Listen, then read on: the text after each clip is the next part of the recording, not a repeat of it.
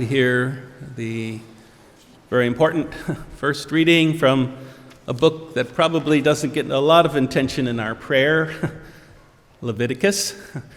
But we did hear that final line, "Before I am the Lord, you shall love your neighbor as yourself." And we know that that's the second half of the great commandment that Jesus gave about loving God, loving with our whole heart, our whole soul, our mind, and our strength, which comes from Deuteronomy, another one that we don't maybe often read.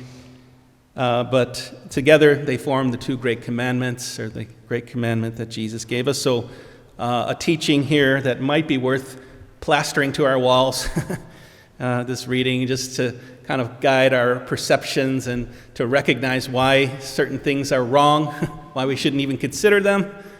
And if they're happening in our lives, we might be asking Jesus to heal us, help us, or seeking some other guidance through people that could help us to do that.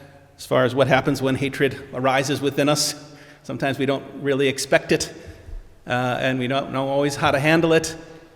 But I sense that this reading might say, okay, it's time for some attention there, because you might start doing harm to somebody, and that's not what the gospel or the scriptures are calling us to.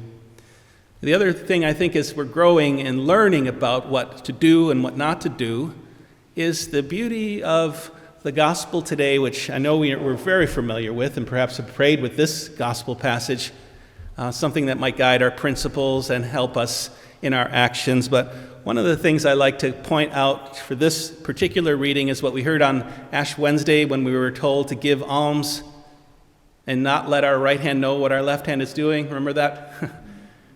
Because it seems that that's really what happened here, is that the people that Jesus called blessed didn't even realize that because they were doing it all the time, that they were always doing those things. So that's maybe why maybe we just missed this one.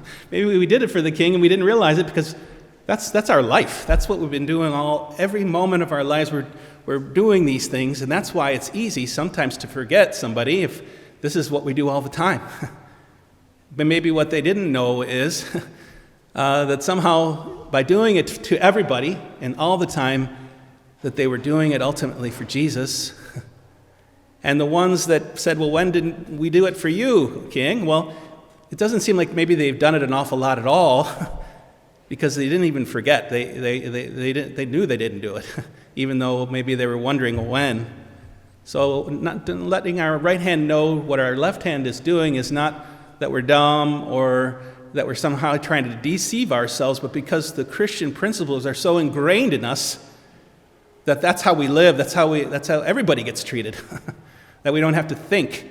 And maybe it's better sometimes that we don't, that somehow this is going to be pleasing to God, or that by doing this I'm earning God's love. We know we can't do that. That's not the point, because God loves us unconditionally without having to do anything. But if we have these principles ingrained in us and begin to see, wow, I might even miss the fact that I've done this for somebody really important, this king, because I'm doing it for everybody. All these things that we hear about here, that's giving the food to the hungry, the thirsty, giving them drink, stranger, we welcome everybody. Naked and you clothed me, ill and you cared for me, in prison and you visited me. These are regular rhythms of our life.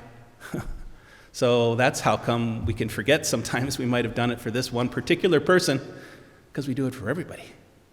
So we have that invitation today to see how natural flow that we're being invited to, that we're not even considering the virtue of our actions, because that's how we live our lives.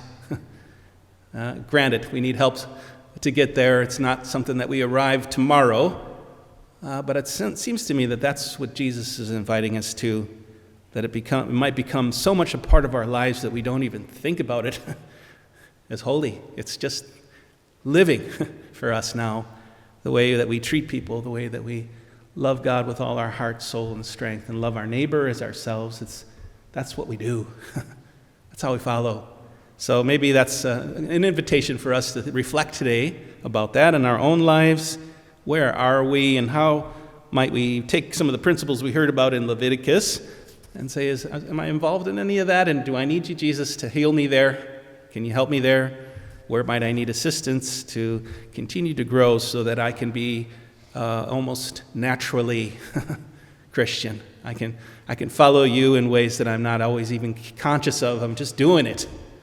I don't know if you've ever had that fact or help of somebody working or doing something in your life, and you might not even know them, but the way they did it, how they did it, affected you, changed you. I've had 2 people I can call to mind that I have no idea what their names are, but the way that they read the scriptures at Mass, and the way that they stood up as a young person and sang Mass affected me. They don't know it. I would like to tell them one day.